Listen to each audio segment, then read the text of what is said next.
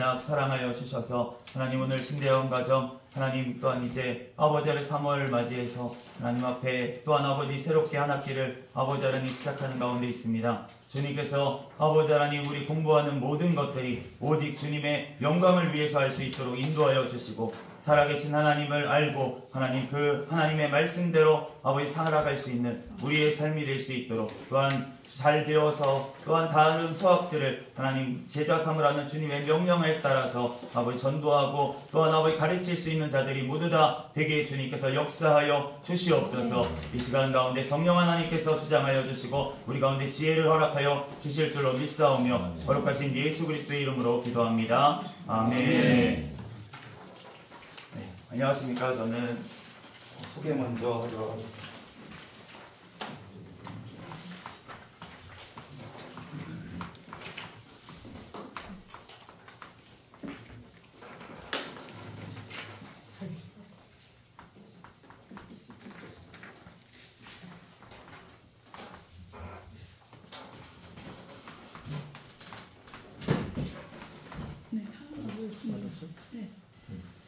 안녕하십니까. 저는 변용성이라고 하고요.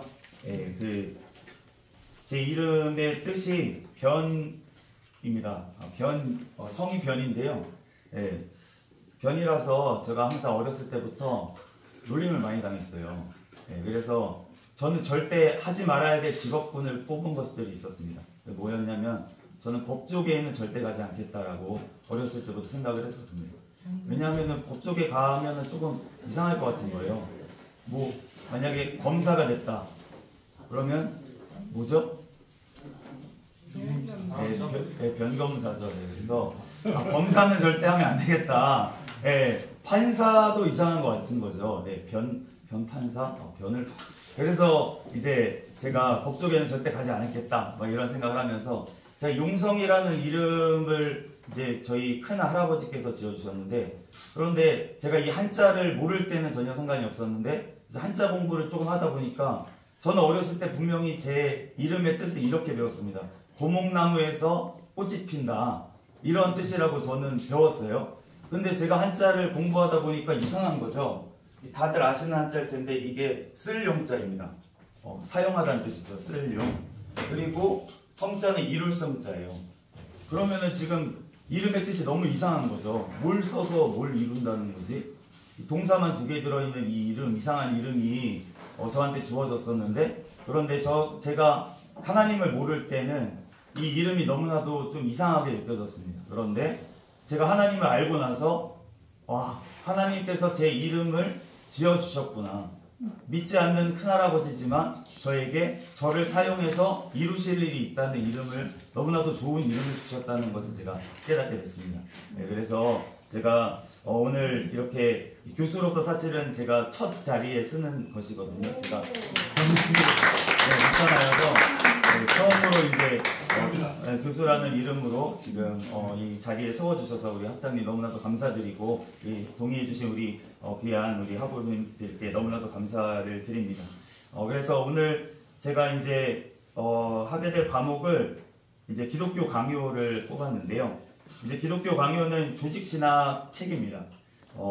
그래서 제가 이제 저희 강의 계획서를 지금 보시면은 알겠지만 이 1이라고 적혀 있죠. 기독교 강요. 1. 기독교 강요 1이라고 적혀 있습니다. 저의 어떤 지금 오늘 첫 번째 강의해 주신 교수님께서 비전을 얘기하셨는데, 꿈을 얘기하셨는데 1이라는 건 뭡니까? 다음 학기에도 저를 시켜주십시오 라는 저를 불러주셔야 됩니다. 2가 있고 3이 있고 4가 있으니까 불러주셔야 됩니다 라고 하는 어떤 저의 비전과 꿈이 지금 갖고 있는 숫자 1입니다. 그래서 저희가 기독교 강요가 이제 4권으로 되어 있습니다. 그래서 이제 첫 번째 이 1권 같은 경우에는 서론과 신론. 저희가 이제 조직신학에서 서론하고 신론이라고 하면 이제 서론은 계시가 무엇이냐, 성경이 무엇이냐 이런 게 이제 서론 부분이고, 그 다음에 신론 부분은 이제 삼위일체 하나님에 대해서, 그리고 그 하나님이 어떠한 일을 하시는 분이냐, 창조를 하시고 섭리를 하시는 분이다. 이러한 것들이 이제 서론과 실론 부분인데 이제 그 부분에 대해서 이 1권에서는 다루고 있는데 이번 학기에는 그 1권을 그러니까 조직신학에서의 서론과 실론 부분을 다뤄서 강의를 하려고 하고 있습니다. 수업 목표는 다음과 같습니다. 개신교의 근본 교리를 정치하게 제시한, 정치하다는 것은 정확하고 치밀하게라는 뜻입니다. 정치하게 계시한 기독교 강요를 통해서 신학의 기초를 제공하는 계시, 성경에 대한 이해, 삼위일체 하나님 그리고 하나님의 사역들 곧 창조, 섭리 등을 탐구하여 참으로 살아계신 삼위일체 하나님을 알고 그와 깊이 교제하며 그 하나님의 인도하심을 받아가는 삶을 사는 것이다. 우리가 신학의 목표뿐만이 아니라 사실은 이 과목의 목표일 뿐만이 아니라 사실은 우리의 삶의 목표가 바로 이것인 줄로 믿습니다. 그래서 이 기독교 강요라는 책이 사실은 좀 극단적으로 평가가 나눠집니다. 기독교 강요를 되게 좋아하고 그렇게 강조하시는 분들은 어떻게까지 얘기하냐면 기독교 강요를 읽지 않고 신학을 했다 그러면 신학한 게 아니다. 이렇게 강하게 얘기를 하세요. 그런데 또 어떤 분들이 이렇게 얘기를 하십니다. 그거를 너무 막 신격화하고 막 이런 것들에 대해서 반감을 가지신 분들이 있어요. 그러면은 무슨 기독교 강요 그 칼빈도 지옥 갔다고 누가는 그러대. 그러니까 그거 볼 필요도 없어. 성경 말씀만 보면 되지. 말씀만 보면 되지. 그래서 이렇게 극단으로 갈려있는 어떤 평가를 받는 책이 이제 기독교 강요이고 또 칼빈에 대해서 이제 어떤 분들은 긍정을 하시고 진짜 막 신격화할 정도로 긍정을 하시는 분들이 있는 반면에 어떤 분들은 정말 이제 조금 싫어하고 이렇게 거부감을 가지시고 이런 분들도 있을 수가 있습니다. 우리 국제신학이 우리 이제 합동 이제 연합총회에 이제 속해 있는데 그렇기 때문에 우리가 합동에서는 사실은 이제 칼빈을 굉장히 중요시하고 이제 우리 학사님께서 이제 총신을 나오셨기 때문에 굉장히 강조하고 그렇게 칼빈에 대해서 거의 어떻게 보면 신격화까지 간 곳이 이제 총신이 경우가 많이 있어요. 그래서 사실은 이걸 안 배우고 너네가 신학했다 이러면 무시하고 이러는 경우도 있습니다. 그런데 그 반면에 사실은 다른 이제 신학을 하신 분들도 사실은 충분히 하나님의 말씀 가지고 결국은 칼빈이 와서 이런 작태를 봤을 때는 지금 아마도 진짜 자기 밑에 있는 사람이면 엄청나게 혼을 냈을 것이고 만약에 그런 게 아니고 진짜 어떤 이런 전체적인 상황을 봤을 때는 눈물로 통곡하면서 아마 회개하면서 대신 회개하면서 하나님 앞에 나아가지 않았을까라는 생각이 듭니다. 우리가 이 분에 대해서 사실은 칼빈주의라고 하잖아요.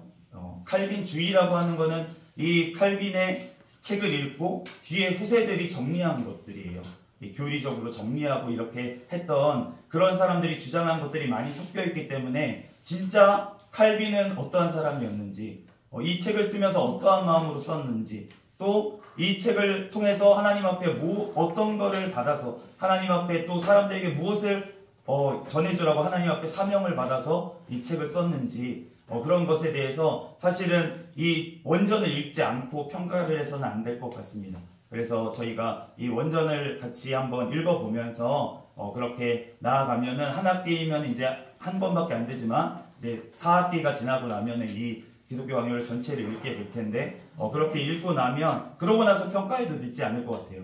어떠한 사람이었는지 또 어떠한 글인지에 대해서 우리가 읽고 나서 그리고 나서 우리가 이거는 성경하고 좀 다른 것 같다 그런 부분이 있으면 그런 부분들을 우리가 신학을 하는 목적이 무엇입니까? 더 하나님의 말씀대로 가기 위해서 우리가 신학을 하고 있기 때문에 더 그거를 연구하고 갈 사람들은 그렇게 갈 수 있는 것이고 또 이 말씀을 통해서 우리가 성경 말씀을 좀 더 알아가고 더 하나님의 말씀을 잘 체계적으로 우리가 배울 수 있는 기회가 되기를 예수 그리스도의 이름으로 축복합니다.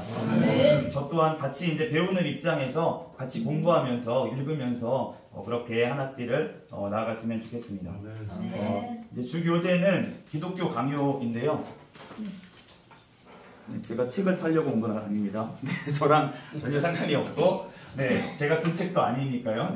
이제 존 칼빈이 쓴 기독교 강요를 이제 라틴어, 그러니까 원래 그 사람이 누구냐 프랑스 사람입니다. 존 칼빈이 프랑스 사람인데 그런데 이제 활동을 한 거는 스위스 제네바에서 많이 활동을 했죠. 그런데 이 원래는 라틴어로 처음에 썼어요. 왜냐하면은 이제 그 당시에 신학 체계가 그리고 가톨릭 스콜라 철학 뭐 이런 그 신학들이 다 철학으로 그 라틴어로 되어 있습니다. 그런 교부들의 책도 많이 라틴어로 되어 있는 게 많이 있고요.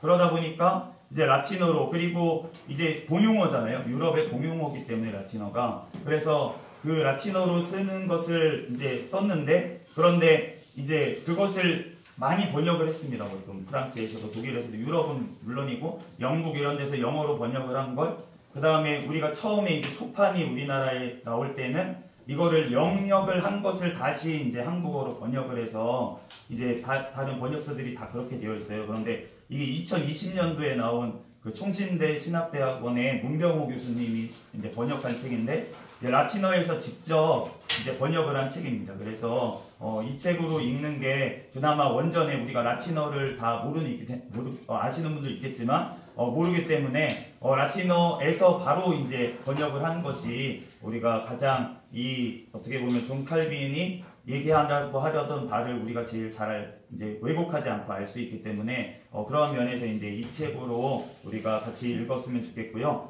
이 책이 4권으로 되어 있어서 이제 근데 부담이 되더라고요. 저는 이제 한꺼번에 예전에 샀었거든요. 근데 이걸 한꺼번에 사면 한 뭐 14만 원 뭐 이 정도가 됩니다. 그러니까 부담이 될 수 있어서 이제 그리고 제가 이제 아까 전에 저의 비전이잖아요. 이제 다음 학기 계속 학기 이제 저의 비전이기 때문에 어떻게 될지 모르니까 우선은 한 권씩도 팔더라고요. 이거를 인터넷에 보니까 한 권씩도 파니까 이제 구매를 하셔서 같이 이제 읽어가면서 그렇게 공부를 하면은 제가 이제 수업 시간에 주어진 시간이 40분밖에 안 되기 때문에 이제 한 학기를 다 하더라도 이 책을 다 소화하는 것도 한 권을 소화하는 것도 사실은 쉽지는 않습니다. 그렇기 때문에 이제 같이 읽어가면서 거기에 대해서 우리가 중요한 점만 이제 같이 수업 시간에 나누고 그렇게 가면서 같이 읽어가는 의미로 이 강의를 같이 이어갔으면 좋겠습니다. 그래서 강의 성적에 대해서는 이제 부교재는 제가 이제 수업 시간에 만약에 필요한 경우에 따라서 제가 이제 프린트물로 해가지고 드리도록 하겠습니다. 이제 성적에 대해서 제가 학장님하고 아직 들은 바는 없지만 네, 제 마음대로 이제 정한 거는 출석이 90%. 네, 90% 출석만 하셔도 네, 된다고 생각하고 기타 10%. 사실은 근데 우리가 10%가 중요하죠.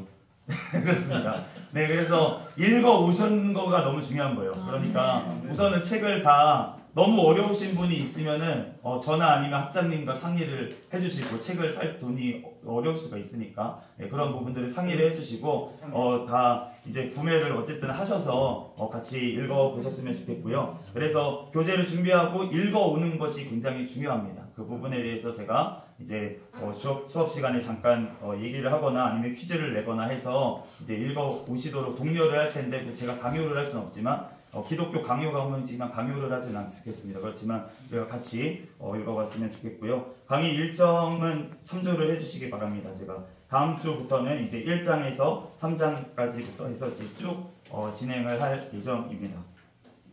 그러면 어떻게 해야 되죠? 네, 다음 시간에 이 책을 읽어오셔야죠. 지금 페이지 164페이지에서 185페이지까지 거기에 계시에 대한 부분입니다. 그 부분을 읽어오시면 되겠습니다. 네, 그래서 다음 주까지 같이 저도 이제 읽었지만 다시 한번 같이 읽으면서 그러면서 갔으면 좋겠고요. 네, 오늘은 첫 시간이라서 그래서 이제 강의 계획서 이제 소개를 드렸고 나눠드린 자료는 이제 칼빈에 대해서 이제 경건의 사람 칼빈이라는 책이 있습니다. 그 책이 있는데 그 책에 대해서 이제 어떤 칼빈에 대해서 정리한 부분이 있어요. 그래서 이 저자에 대해서 조금 우리가 알아야 그래야지 좀 더 친숙해지고 그 책을 읽을 때에도 뭔가 그 사람의 어떤 왜 이러한 배경에서 이런 얘기를 했구나라는 것을 조금 알 수 있을 것 같아서 오늘 칼빈에 대해서 조금 알아보도록 하겠습니다. 먼저 칼빈은 1509년에 태어났습니다. 어디에 태어났냐면 파리에서 파리가 아니고 파리의 그 60마일에 위치한 그 누아용이라고 하는 프랑스 도시에서 조금 벗어났죠. 소도시에서 그렇게 태어났고요. 그 아버지가 지방 유지였어요. 지방 유지였기 때문에 조금 높은 사람이었습니다. 계급이 그러니까 좀 높고 공부를 할 수 있는 환경이었다는 거죠. 그런데 어릴 때부터 조금 똑똑했던 것 같아요. 예, 영리하고 똑똑하고 그랬기 때문에 그래서 이제 상류층 자녀들과 함께 이제 계속 공부를 할 수가 있었습니다. 그래서 14살 때 지금 대학에 들어갔어요. 14살에 대학에 들어가서 라틴어를 공부를 하고 그러면서 이제 그 신학을 공부를 하게 됐는데 그러면서 그 일정이 나와 있죠.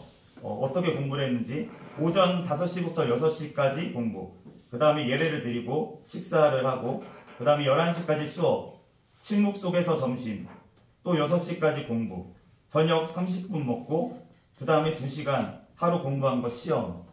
네, 이렇게 공부를 계속 했다는 거죠.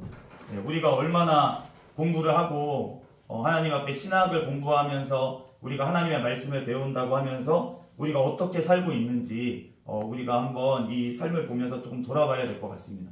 이 정도 방대한 책을 쓰고 이렇게 강의를 하면서 그러면서 목회도 또 하고 이러한 일들을 다 감당할 수 있었던 거는 그 하나님이 주셨던 그 시간을 정말로 소홀히 여기지 아니하고 정말 쪼개서 정말 하나님 앞에 드렸기 때문에 정말 그 하나님 앞에 그 모든 시간 우리에게 주신 모든 생명 모든 것들이 하나님의 것인데 그런데 그것을 하나님 앞에 우리가 공부할 때에는 또 최선을 다해서 우리가 시간을 투자하고 그렇게 나아갈 때 정말 하나님께서 우리에게 지혜를 열어주실 줄로 믿습니다. 그래서 이 칼빈이 지금 이제 이러한 것들을 했는데 처음에는 신학을 하려고 했던 것이 아니었어요. 이제 우리 이호상 교수님께서 법학을 전공을 하셨는데 그것과 같이 원래 법학도였습니다. 그리고 그 당시에 프랑스의 그 법이 굉장히 이제 어떻게 보면은 유럽의 여러 나라 중에서 제일 체계가 잘 잡혀 있는 곳이 프랑스였습니다. 그래서 이 당연히 법학자 뭐 이런 것들을 하려고 했었는데 그런데 하나님께서 강건적으로 역사를 하신 것이죠. 네, 그래서 이 칼빈이 결국은 이제 기독교 그러면은 인문주의 그 당시에 이제 인문주의 휴머니즘이라고 하죠. 예, 인문주의가 굉장히 유럽을 강타하고 있었을 때였습니다. 예, 뭐 14세기 뭐 말부터 해가지고 그 굉장히 강타하고 있었던 우리 역사 교수님이 계셔서 제가 역사적인 내용을 최대한 자중하려고 하고 있습니다. 제가 잘못 얘기할까봐 자중하려고 하는데 근데 어쨌든 그 휴머니즘이 그렇게 강타하는 그 상황에서 기독교에서도 대부분 그 당시에 공부를 많이 한 사람은 다 유럽이 다 천주교 가톨릭 교회가 있었으니까 당연히 이제 어떻게 보면 인문주의자들도 다 기독교예요. 사실 대부분. 네, 그런데 그 기독교 인문주의자들 그러한 자들이 뭐 그 당시 에라스무스 우리가 이제 헬라어 공부를 하다 보면 에라스무스나 뭐 이런 이름을 많이 들어볼 것입니다. 그런데 그러한 분들이 헬라어 이런 것들을 했기 때문에 미리 이제 그런 체계를 기독교 인문주의라는 거는 원전으로 돌아가자는 거거든요. 원래 르네상스가 그렇잖아요. 예전에 로마의 그러한 첫 문화로 들어가자. 그렇게 했던 것이 르네상스였는데 그것을 이어서 기독교에서도 뭐였냐면 원전으로 돌아가자. 우리가 히브리어 헬라어로 읽자. 우리가 라틴어 성경 뭘 보는데 불가타역을 읽는데 그거 말고 헬라어하고 히브리어로 성경을 보자. 그러면서 이제 그런 운동들이 일어났어요. 그러면서 칼빈도 사실은 그렇게 해서 인문주의자가 되려고 기독교 인문주의자가 되려고 그렇게 했었습니다. 그런데 오늘 보니까 그 뒤에 보면은 이제 다 읽어보시면 나오는데 칼빈이 그 하나님이 회심을 시키셨다는 거예요. 회심을 시키셔서 결국은 사람 중심이 아니고 하나님 중심으로 하나님의 말씀 중심으로 그 당시 인문주의자들이 다른 어떤 교부들의 책 이런 책들을 다 연구하면서 결국은 사람의 소리로 그걸 들었다는 것입니다. 그런데 하나님의 회심을 경험하고 나서 하나님을 만나고 나니까 칼빈이 어떻게 생각했냐면 그것이 아니고 하나님의 말씀만이 진리다. 성경 말씀만이 진리다. 그래서 다른 어떤 것으로 하면 안 된다. 그것을 얘기하면서 결국은 하나님께서 그 인문주의자가 아니라 결국은 목회자, 신학자의 길로 하나님께서 인도하신 것을 알 수가 있습니다. 우리가 신학을 공부할 때에도 우리가 지식적으로 여러 가지 공부를 해야 됩니다. 그렇지만 그것을 하는 목적이 무엇이냐면 결국은 하나님께서 원하시는 것은 무엇이냐면 하나님의 관점으로 하나님의 눈으로 세상을 바라보고 또 하나님의 마음으로 우리가 이 세상을 살아가는 것, 그것이 주님께서 원하시는 뜻이기 때문에 우리가 신학을 공부함에 있어서도 우리가 사실은 예전에 우리가 신학을 공부했던 그 선배들, 정말 기도하기를 먼저 시간만 나면 기도실 가서 기도했다고 그렇게 선배들이 그렇게 공부를 했다고 하시는데, 우리도 공부를 할 때, 저도 이제 신학을 지금 계속 박사과정으로 공부를 하고 있는 입장인데, 그러한 입장 가운데 진짜 너무 더 쫓기다 보면, 그러면 기도하고 이런 사실은 하나님 더 중요한 시간을 놓치게 되는 경우가 너무나도 많이 있습니다. 제가 기도를 만약에 하셔야 돼서 책을 못 읽었다 그 주에, 그러시면 이해를 하겠습니다. 그 부분을 하나님이 아시니까. 그렇지만 만약에 내가 시간이 있는데 다른 것을 하다가 못 읽어왔다 이러면은 주님께서 다 아실 줄로 믿습니다. 네, 그러니까 다들 읽어 오시고요. 꼭. 네, 그래서 오늘 칼빈에 대해서 읽어보시면은 조금 도움이 되실 것 같습니다. 첫 시간부터 너무 개요인데 길면 안 될 것 같고, 화장실도 좀 갔다 오시고 3교시 시작 전에 그래야 될 것 같아서 오늘은 이렇게 짧게 마치도록 하겠습니다. 다음 주에 꼭 책 읽어오시고, 네, 그리고 다음 책을 어디 구매하죠? 구매는 합니까? 이 대부분 큰 서점에는 다 있을 거고요. 예, 인터넷 서점에서도 다 있죠. 네, 한번 써드리겠습니다. 네, 거의 제 자료 강의기획서에, 강의기획서에 제가 주교제해서 네, 써놨습니다. 2020년도에 나온 생명의 말씀사에서 나온 라틴어 최종판 직역, 네, 그걸로 구매를 하셔서 보시면 될 것 같습니다. 네, 잠시 기도하고 오늘을 마치도록 하겠습니다. 할렐루야. 사랑이 많으신 하나님, 은혜와 사랑에 감사합니다. 하나님, 주님께서 이 기독교 강요를 하나님 존 칼빈을 통해서 하나님께서 쓰게 하시고, 또한 우리에게 지금까지 전해주셔서 하나님 또한 성경을 바로 알 수 있도록, 하나님을 바로 아버지 섬길 수 있도록 하나님 우리에게 방향을 또한 가르쳐 주신 주님의 은혜와 사랑에 감사합니다. 아멘. 하나님 또한 이 책을 아버지 한 학기 동안 공부하면서 우리들 성경 말씀으로 하나님의 뜻대로 아버지 주님의 말씀대로 우리들 행하면서 살아갈 수 있는 삶이 될 수 있도록, 우리의 머리뿐만이 아니라 우리의 삶이 하나님 말씀이 나오는 삶이 될 수 있도록 주님께서 역사하여 주시고 함께하여 주시옵소서. 주님께서 우리 가운데 함께하여 주시고, 우리 함께 공부하는 모든 원우들 가운데, 그 삶 가운데, 가정 가운데 하나님께서 축복하여 주셔서 마음껏 공부하고 하나님을 알아갈 수 있는 이 한 학기가 될 수 있도록 축복하여 주시옵소서. 모든 걸 주님께 맡기오며 거룩하신 예수 그리스도의 이름으로 기도합니다.